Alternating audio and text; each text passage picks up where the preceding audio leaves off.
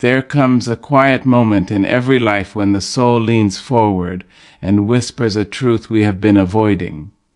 It says that endurance is not the same as dignity, that patience is not the same as permission, that silence should never be confused with strength when it is born from fear.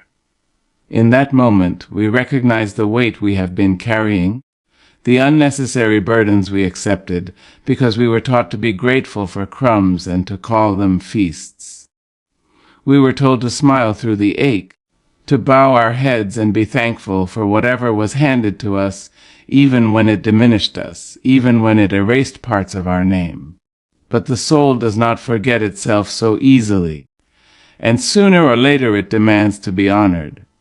You were not born to be a container for other people's carelessness. You did not arrive on this earth to be a quiet corner where disrespect can sit down and rest. You were born with a pulse that matches the rhythm of the universe, with a voice that carries history and hope in equal measure. Yet somewhere along the way, you learn to tolerate what you do not deserve. You learn to explain away sharp words, to excuse broken promises, to mend what you did not tear. You learn to stand in rooms where your presence was taken for granted, where your kindness was used as a currency and never returned. You learn to call survival love and endurance loyalty, and you paid for those lessons with pieces of your joy.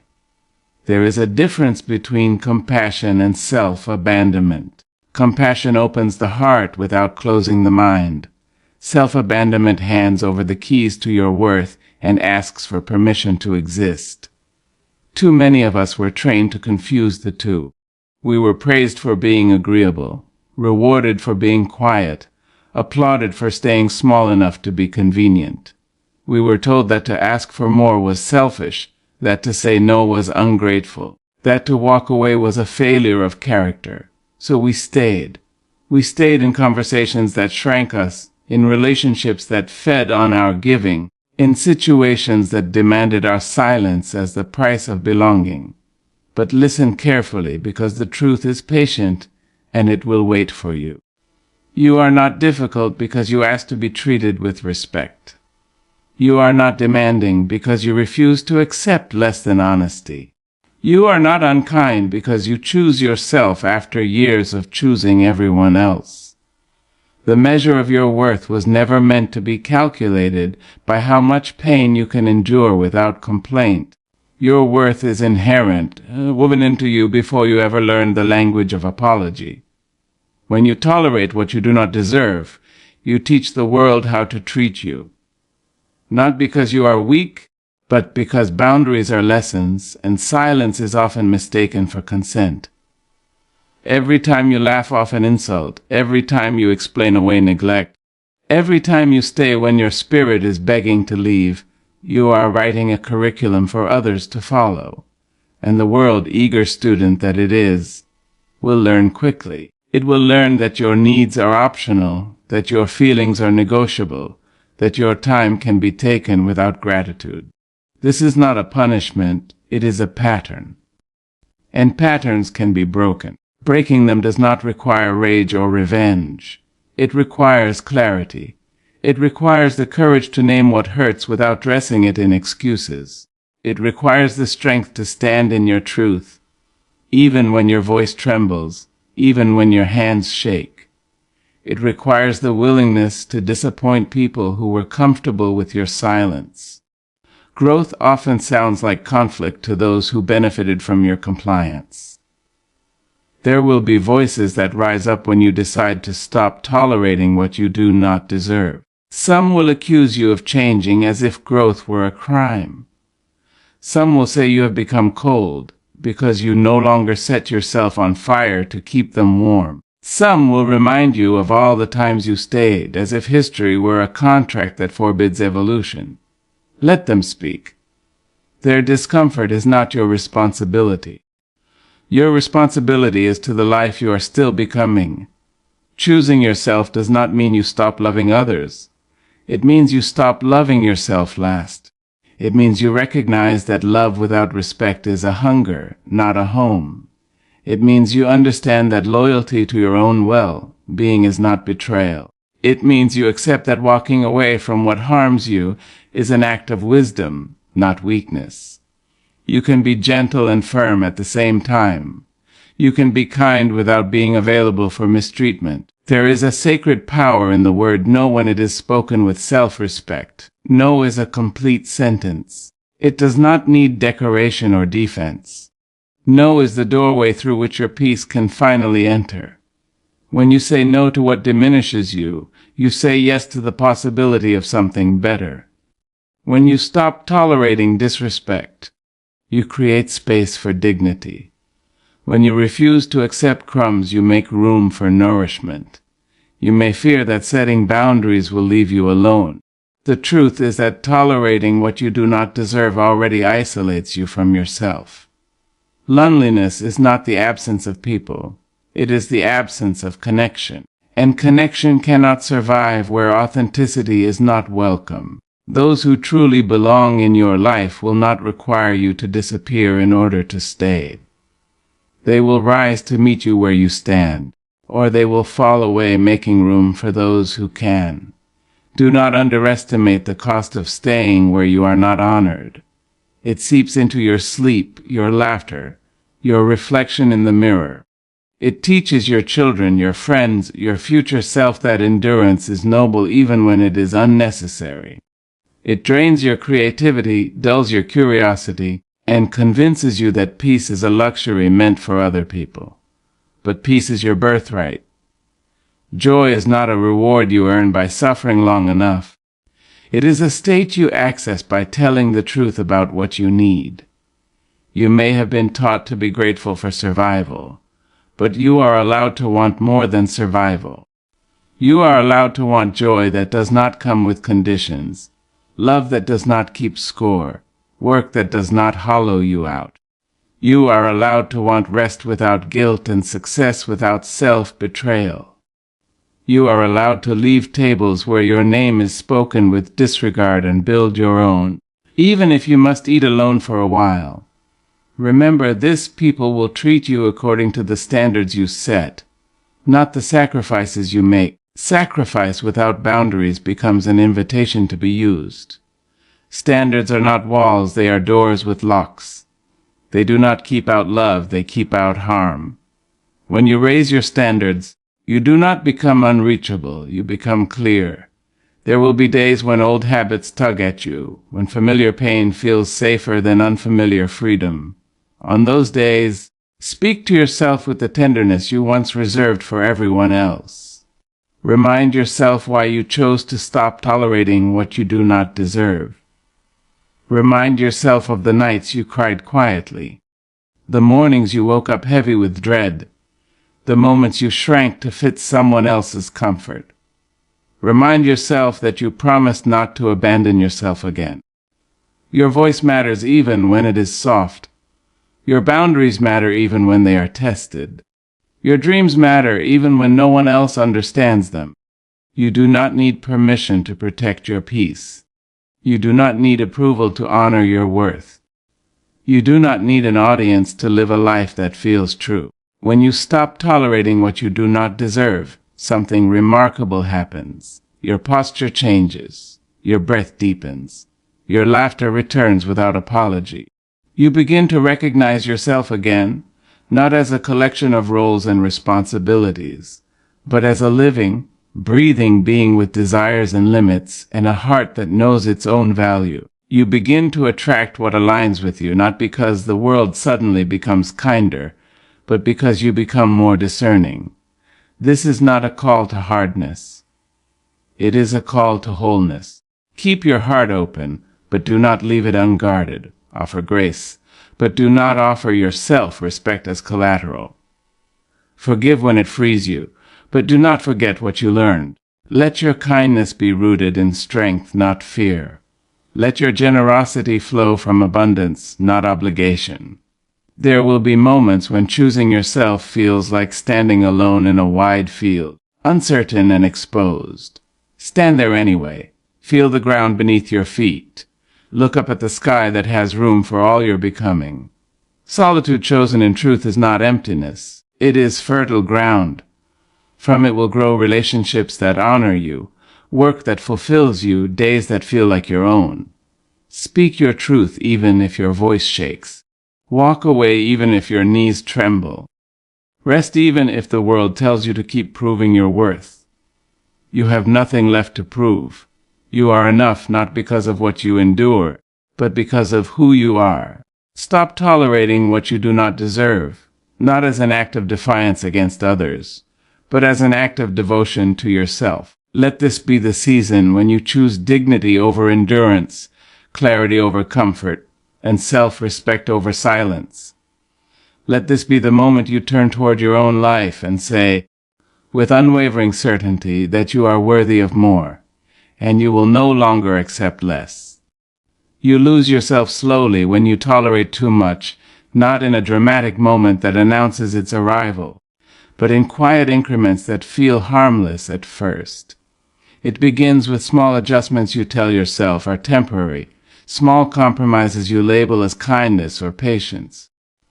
You bend a little so the room feels more comfortable for others, and you tell yourself that flexibility is strength. You ignore the slight ache in your chest when your needs go unspoken, convincing yourself that love means understanding, that loyalty means staying, that maturity means not making things difficult. Over time, those small adjustments become habits, and those habits become a way of living that no longer includes you at the center. At first, you still recognize yourself. You still have opinions, dreams, boundaries you believe you can return to later. You think you are choosing peace, but what you are often choosing is avoidance. You avoid the discomfort of speaking up, the fear of being misunderstood, the risk of being left. You tell yourself it is easier this way, and in the short term, it feels true. The conflict fades, the tension settles, and the world rewards you with approval for being easy, agreeable, low maintenance. No one warns you that this reward comes with a hidden cost. The cost shows up quietly. You stop finishing your sentences. You stop sharing your full thoughts because you already know how they will be received. You laugh at jokes that sting, not at decisions that drain you. Accept explanations that insult your intelligence. Each time a small part of you steps back, watching from a distance as you perform a version of yourself that fits better into someone else's expectations. You tell yourself you are being understanding, but understanding without boundaries becomes erasure. You begin to forget what you like without considering who else will be affected. Your preferences feel less important, your discomfort easier to dismiss. You become skilled at rationalizing behavior that hurts you, turning red flags into misunderstandings, patterns into isolated incidents. You tell yourself that everyone struggles, that no one is perfect, that you should be grateful for what you have. Gratitude, when used to silence pain, becomes another form of self-betrayal. As you tolerate more, your inner voice grows quieter. It still speaks, but you no longer listen as closely. You override it with logic, with excuses, with hope that things will change if you just try harder, love deeper, give more. You believe that if you are patient enough, your needs will eventually be seen and met without you having to name them. But unspoken needs do not magically transform into respect. They dissolve into resentment, into exhaustion, into a sadness you cannot fully explain. You start to feel tired in ways sleep cannot fix. Your body carries the weight of words swallowed and emotions postponed. You feel heavy after conversations that should feel neutral, drained after interactions that require you to shrink. You tell yourself you are just busy, just sensitive, just going through a phase. You do not yet realize that your spirit is tired of being ignored by the one person who was meant to protect it most fiercely. The slow loss of self does not announce itself with pain alone. It also shows up as numbness. Things that once excited you no longer spark the same joy. Your dreams feel distant, impractical, almost embarrassing to want. You stop imagining a different future because imagining requires believing you deserve one. You move through your days on autopilot, doing what is expected, fulfilling roles, meeting obligations, while a quiet emptiness settles in places where passion once lived. You may notice that your anger no longer flares, not because you have mastered peace, but because you have learned to suppress it. Anger, when healthy, is information. It tells you where a boundary has been crossed, where a value has been violated. When you tolerate too much, you silence that signal. You call it maturity, spirituality, emotional control. But beneath that calm exterior, something vital is being muted, something that was meant to protect you. People around you may praise your strength. They may admire how much you can handle, how much you give, how little you ask for in return. They may not realize that what they call strength is often survival.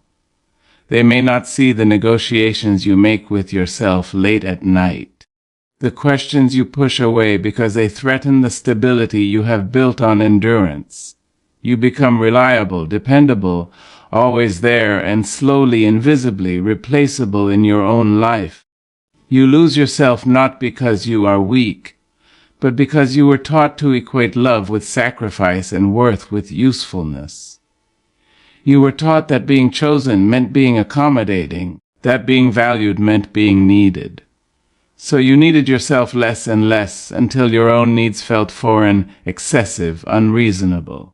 You forgot that love is not proven by how much you can endure, and respect is not earned through suffering. There comes a moment, often unexpected, when the loss becomes impossible to ignore. It may arrive as a deep sadness that lingers without a clear cause, or as a sudden wave of anger that surprises even you.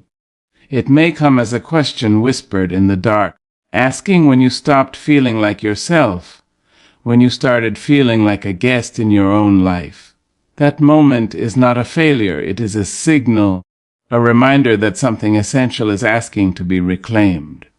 Reclaiming yourself begins with noticing what you have been tolerating.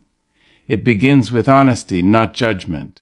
You look at the patterns you excused, the behaviors you minimized, the spaces where you felt unseen and stayed anyway. You begin to understand that tolerating too much did not make you noble. It made you invisible. And invisibility, even when chosen, is still a kind of loss. As awareness grows, discomfort often follows. You feel the weight of what you have ignored, and it can be overwhelming. You may grieve the time spent shrinking, the versions of yourself that never had room to fully exist.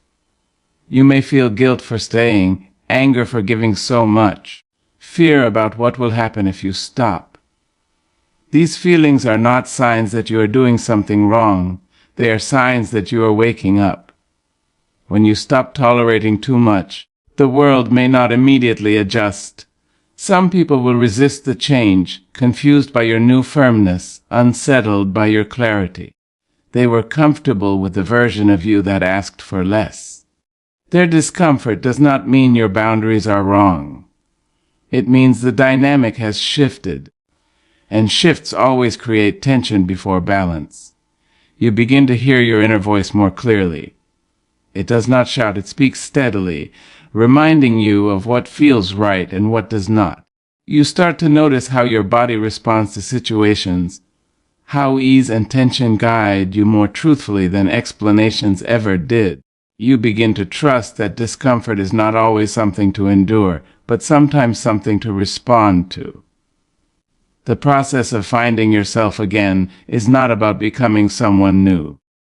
It is about returning to what was slowly set aside. It is about remembering your preferences, your limits, your right to take up space without apology. It is about recognizing that tolerating too much was never proof of love, but a habit learned in places where your needs were not met, and that habit can be unlearned moment by moment, choice by choice, breath by breath, as you stand a little taller in your own life and listen to the parts of you that are still waiting to be acknowledged, still waiting to be welcomed back into the center where they belong, still waiting to be heard without interruption, without negotiation, without conditions attached to their existence.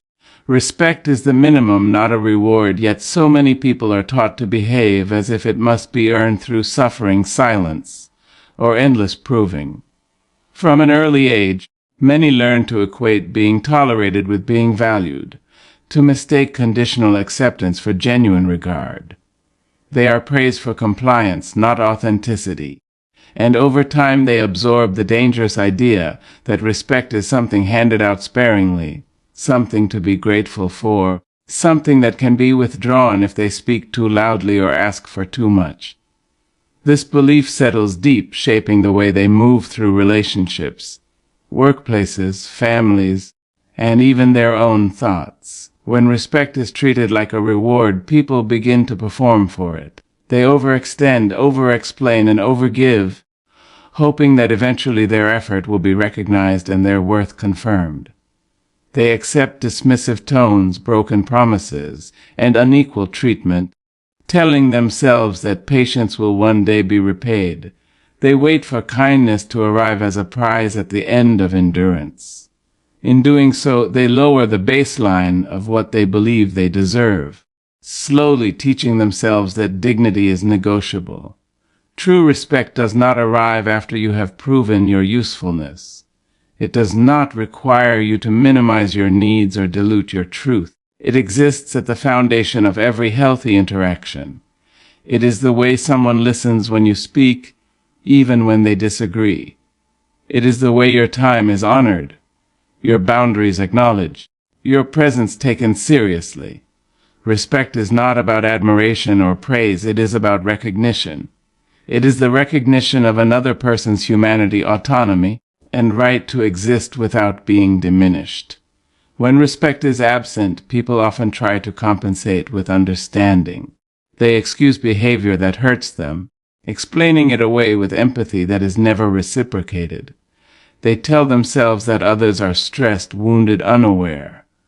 While compassion is valuable, it becomes dangerous when it is used to justify mistreatment.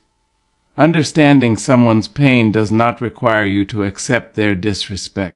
Respect is not suspended because someone has a difficult past. It is not optional depending on mood or circumstance. It is the minimum requirement for connection. Treating respect as a reward creates power imbalances. It places one person in the position of judge and the other in the position of applicant. One must behave correctly to receive basic consideration, while the other feels entitled to grant or withhold it. This dynamic breeds fear and insecurity. People begin to monitor themselves constantly, measuring their words, suppressing their reactions, afraid that one wrong move will cost them what little regard they receive. In such spaces, authenticity cannot survive. Many people confuse respect with being liked. They tolerate disrespect because they fear losing approval. They believe that if they assert themselves, they will be labeled difficult, ungrateful, or unlovable. But respect does not require agreement or constant harmony. It requires fairness. It requires the willingness to see another person as equal in worth, even when opinions differ, even when boundaries are asserted. Being liked is fleeting. Being respected creates safety. When you accept disrespect in small doses, it rarely stays small. What begins as an offhand comment becomes a pattern of dismissal. What starts as a single crossed boundary becomes an expectation. Each time disrespect goes unaddressed, it grows more comfortable, more confident. It settles into the space you left unguarded and rearranges the furniture of your self-worth. Soon, you may find yourself asking for permission to be heard, apologizing for feelings that are valid, grateful for treatment that should have been automatic. Respect as a minimum changes the way you show up. You stop auditioning for basic decency. You stop explaining why your feelings matter. You stop negotiating your boundaries as if they are flexible suggestions instead of clear lines. You understand that anyone who requires you to suffer in order to be treated well is not offering love or partnership, but control. This understanding does not make you harsh. It makes you grounded. There is a quiet strength in expecting respect without drama or hostility, It is not demanded loudly, nor is it begged for softly. It is assumed calmly, firmly. When it is not present, the response is not chaos but clarity. You notice. You acknowledge. You decide what you will and will not participate in. You recognize that staying in spaces where respect is conditional teaches others that your dignity is optional. Some people will push back when you raise your standard. They may accuse you of changing, of becoming distant, of thinking you are better than others. What they are often reacting to is the loss of access they once had to your compliance. When respect becomes non-negotiable, those who benefited from your silence feel exposed. Their discomfort is not a sign that your expectation is unreasonable. It is a sign that the dynamic no longer serves them. Respect also shapes the relationship you have with yourself. When you treat respect as the minimum, you stop speaking to yourself with cruelty. You stop dismissing your own intuition. You stop forcing yourself to endure situations that drain you simply because you believe you should be able to handle them. Self-respect becomes the standard by which you make choices, not guilt, fear, or obligation. You begin to notice how different life feels when your inner dialogue aligns with the dignity you expect from others. It is important to remember that respect is not perfection. People will make mistakes, misunderstand, fall short. Respect shows itself in how those moments are handled. It appears in accountability, in listening, in repair. Disrespect avoids responsibility, deflects blame, minimizes harm. When respect is the baseline, mistakes become opportunities for growth, not weapons for control. In environments where respect is treated as a reward, people burn out trying to earn what should have been freely given. They confuse exhaustion with achievement. They wear their endurance like a badge of honor, unaware that they are slowly emptying themselves for approval that never fully arrives. Respect that must be earned through suffering is not respect at all. It is tolerance wrapped in conditions. When you internalize that respect is the minimum, your relationships begin to change. You notice who listens and who interrupts, who honors your time and who expects unlimited access, who values your honesty and who prefers your silence. These observations are not judgments, they are information. They guide you toward spaces where mutual regard exists and away from those where you are expected to be smaller than you are. Expecting respect does not mean you will always receive it, but it does mean you will no longer stay where it is consistently absent. It means you recognize that your presence is not something others get to mistreat without consequence. It means you understand that dignity is not a privilege granted by others, but a truth you carry into every room. When respect is no longer something you wait for, you stop settling for substitutes. You stop confusing attention with care, familiarity with loyalty, endurance with love. You begin to see clearly that anyone who truly values you will not need to be taught how to treat you with basic consideration. They may learn your preferences, your language, your rhythms, but respect will already be there, steady and unquestioned. This understanding reshapes your expectations, not into demands, but into standards. Standards protect your peace. They remind you that you do not need to earn the right to be treated well. They anchor you when doubt creeps in, when old habits tempt you to accept less, just to avoid discomfort. They return you to the simple truth that respect is the floor, not the ceiling, the starting point, not the prize at the end of suffering. The quiet agreement that your humanity is not up for debate, not now, not ever, not in any space where you are asked to stand and call it belonging. Choosing yourself is not selfish. It is necessary, though many people grow up believing the opposite. They learn early that being good means being agreeable, that love is proven through sacrifice, that worth is measured by how much discomfort one can quietly endure. They are praised for putting others first, for staying silent to keep the peace, for shrinking their needs so the room feels lighter for everyone else. Over time, this conditioning settles into the bones, and choosing oneself begins to feel like a betrayal rather than a responsibility. When you are taught to prioritize others at all costs, you start to see your own needs as inconveniences. You apologize for wanting rest, for needing clarity, for asking to be treated with care. You delay your desires, telling yourself there will be time later, when things calm down, when everyone else is taken care of. But later keeps moving further away, and you remain at the bottom of your own list, convinced that this is what love looks like. The idea that choosing yourself is selfish often comes from environments where your availability benefited others. When you begin to reclaim your time, your energy, your attention, those who relied on your constant giving may feel threatened. They may call you distant, changed, or uncaring. What they are often reacting to is not your selfishness, but your boundaries. They were comfortable when you overextended yourself, when your needs were negotiable, when your presence came without conditions. Choosing yourself does not mean abandoning others. It means refusing to abandon yourself. It means recognizing that you cannot pour endlessly from an empty cup without eventually breaking.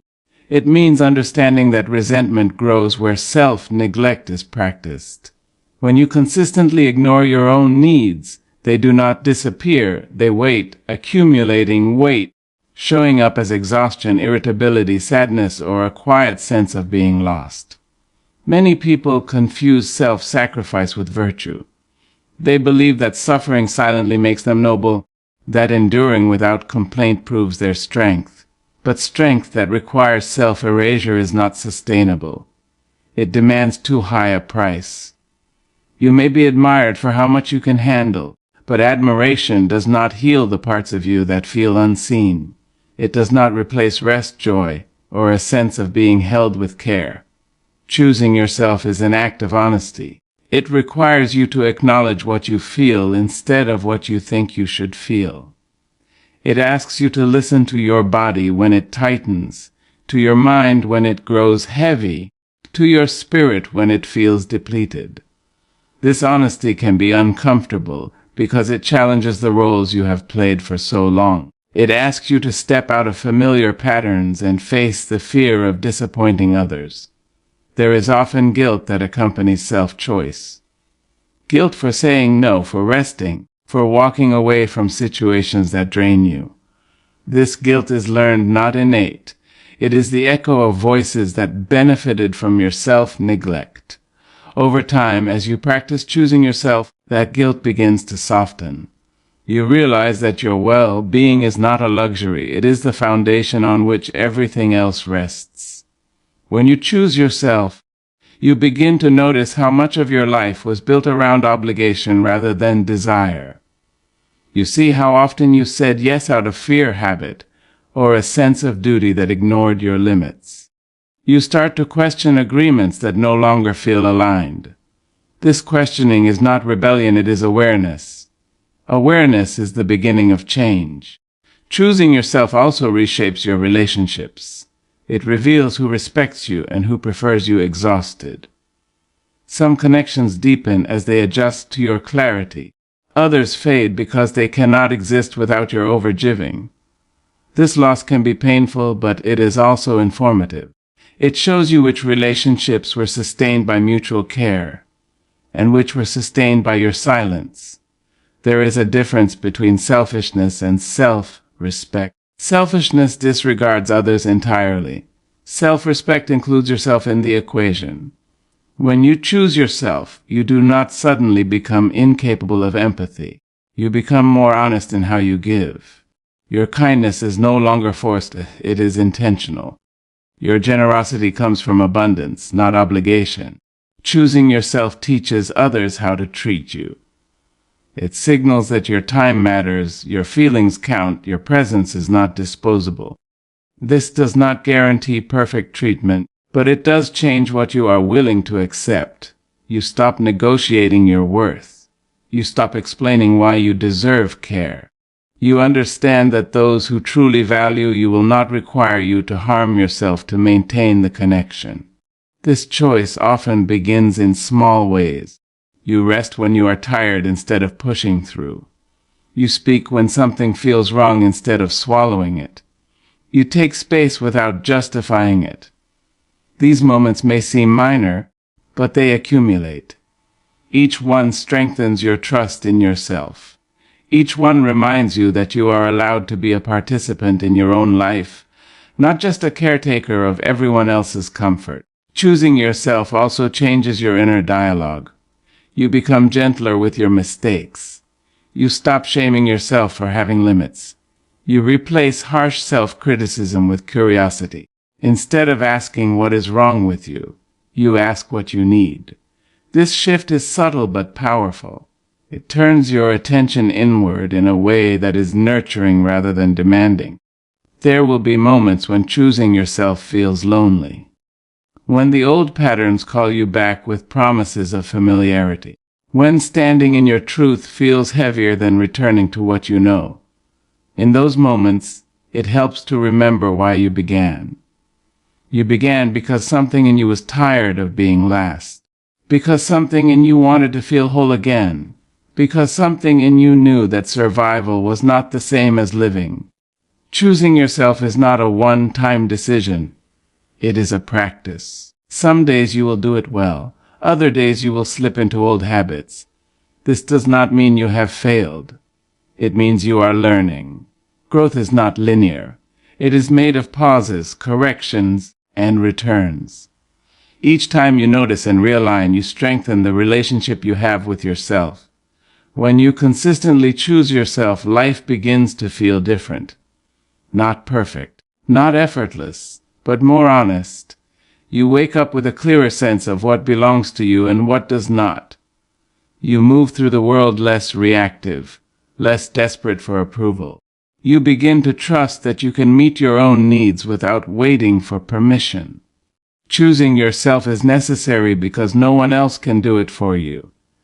Others may support you, love you, care for you, but the responsibility of honoring your own limits, values, and desires is yours alone. When you neglect that responsibility, you pay the price internally. When you accept it, you reclaim parts of yourself that were set aside in the name of being everything for everyone else.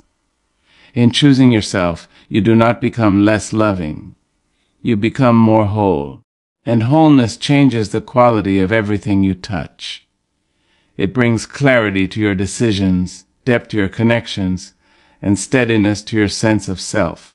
It reminds you that your life is not meant to be an endless act of service at the expense of your own well-being, but a balanced exchange where giving and receiving exist in harmony, where care flows in more than one direction, where you are not just surviving the days, but inhabiting them with presence, intention, and a growing understanding that honoring yourself is not something you need to justify, defend, or explain to anyone, because it is the quiet foundation that allows you to show up fully, honestly, and sustainably in a world that often asks for too much without offering enough in return.